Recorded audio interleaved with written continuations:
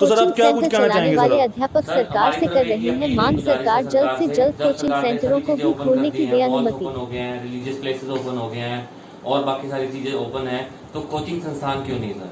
हम लोगों की और इनकम सोर्स कोई नहीं है सर, कोई हमारा आय का स्रोत नहीं है, हमारे यही एक आय का इनकम सोर्स है और उसी को बंद बैठे हैं सर। 4 महीने हो चुके हैं, हम लोग घर बैठे बैठे भी सर परेशान हो गए हैं बहुत। रेंट्स जो है हमारे बहुत बड़े बड़े हैं, कमर्शियल बिल्डिंग्स में बैठे हैं, वो चढ़ रहे हैं, स्टाफ की सैलरीज भी है सर, हमारे अपने पर्सनल खर्चे भी हैं, तो उसके लिए हमारे पास कोई चारा नहीं है सर। अब हमारा मेन सवाल यही है कि हम सर्वाइव कैसे करें सर।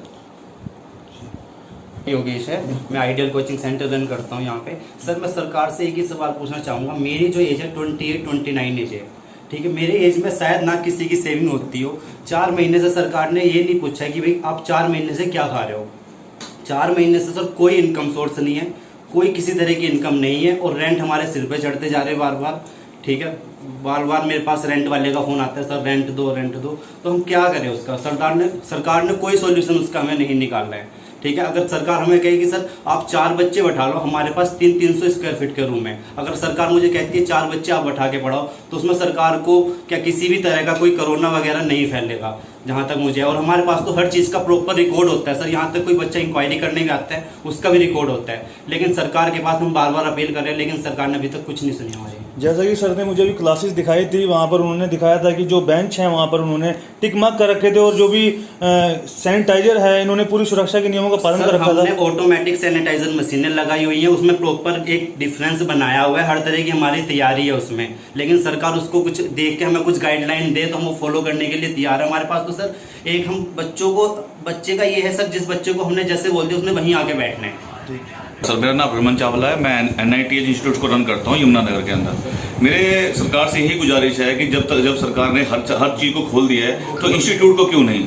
जब आप आज की डेट में किसी किराने की दुकान पे जाओ, किसी भी दुकान पे जाओ, वहाँ पे रश लगा हुआ है, तो वहाँ पे भी तो हर चीज़ वही है। तो क्या इंस्टीट्यूट वालों की वजह से ही कोरोना फैल रहा है? तो ऐसा तो कुछ भी नहीं है। जबकि हम गवर्नमेंट की जितनी भी गाइडलाइंस आ रही हैं हम उन सबको फॉलो करने की कोशिश भी करेंगे और हम ये भी वादा करते हैं कि गवर्नमेंट की कोई भी गाइडलाइन आती है हम उसको फॉलो करके हर तरह से विचार विमर्श करके जिस तरह से गवर्नमेंट हमें कहेगी कि ये आप चीज गाइडलाइन फॉलो कर लो, हम वो भी करेंगे। जैसे कि योगेश जी ने कहा है कि अगर किसी कारणवश अगर सेंट्रल गवर्नमेंट इंस्टीट्यूट नहीं खोल रही है तो हमें किसी न किसी तरह का कोई राहत पैकेज हमें दिया जाए ताकि हम उससे अपना रेंट, अपने बिजली के बिल, अपना खर्चा निकाल सकें। नहीं तो ऐसे तो हमारी मरने वाली हालात हो रखे हैं। तो आप जी सर। मेरा नाम नसीम चौधरी है, रक्षक डिफेंस एकेडमी यमुनानगर से। मैं ये कहना चाहता हूँ कि सरकार को समझना चाहिए स्कूल कॉलेज अलग चीज़ हैं और ये कोचिंग इंस्टीट्यूट अलग है। हमारी टोटल ज़्यादा से ज़्यादा जो स्ट्रेंथ है वो 100 से 150 होती है। हम बैच में पढ़ाते हैं 1-1 घंटे के। हम बच्चे, हमारे पास समझदार बच्चा आता है, बड़ा बच्चा आता है, जिस बच्चे को हम जो नियम बताएंगे, चाहे वो मास्क का नियम है, चाहे वो सैनिटाइजेशन का है। स्कूल में छोटे बच्चे की केयर नहीं हो सकती, बसों से बच्चे ने आना है, यहाँ अपने साधन से बच्चे ने आना है, तो हम लोग पूरी प्रिकॉशंस के साथ जो है बच्चे की केयर कर सकते हैं। और जब सब कुछ खुल गया है तो हमें भी परमिशन दी जाए, नहीं तो कितने हजार करोड़ का प्रधानमंत्री जी ने जो पैकेज घोषणा की थी छोटे व्यापारियों के लिए, उसमें से कुछ कोचिंग संस्थान को भी दिया जाए। अभी ना ही तो किसी तरह की राहत मिल रही है और ना ही काम खुल रहा है। ऐसे में आप पढ़ लो, अखबार में कल भी आया हुआ था, किसी ने सुसाइड कर लिया है, लोग तंग हैं, सेंटर्स बंद हो रहे हैं। ऐसी स्थिति में शिक्षा का स्तर कहाँ जाएगा, देश कहाँ जाएगा?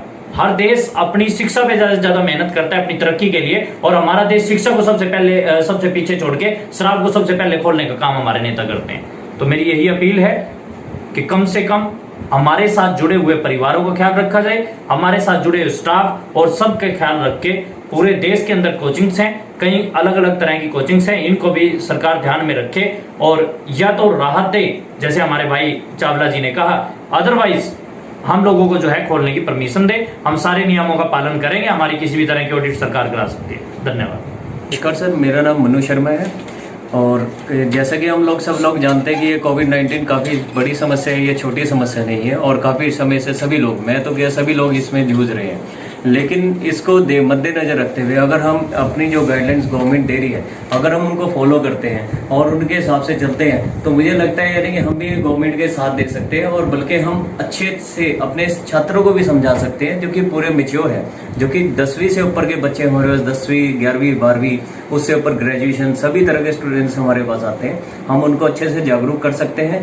प्लस अगर गवर्नमेंट हमें कुछ ऐसी छूट देती है कि अगर बाहर जाएं और लोगों को समझाएं इस बारे में, तो हम उसमें भी एग्री करते हैं, हम उसमें भी जा सकते हैं। तो मेरी सरकार से ये गुजारिश है कि हमें इस समस्या से, जो हमारे डिप्रेशन का शिकार जो लोग हो रहे हैं, बहुत सारे सुसाइड, जैसे कि अभी इन्होंने बताया, बहुत सारे सुसाइड केस इससे बढ़ रहे हैं और लोग दिन प्रतिदिन उनकी जो हालत है बद से बदतर होती जा रही है। लेकिन मुझे इस समय ये नहीं समझ आ रहा है कि हम आगे चलकर हमारा क्या होगा और हम किस तरीके से सर्वाइव करेंगे। ये हमें ही मालूम है कि हम 4 महीने से कैसे अपने फैमिली के साथ हम सर्वाइव कर रहे हैं और हमारे पास कोई अदर इनकम सोर्स नहीं।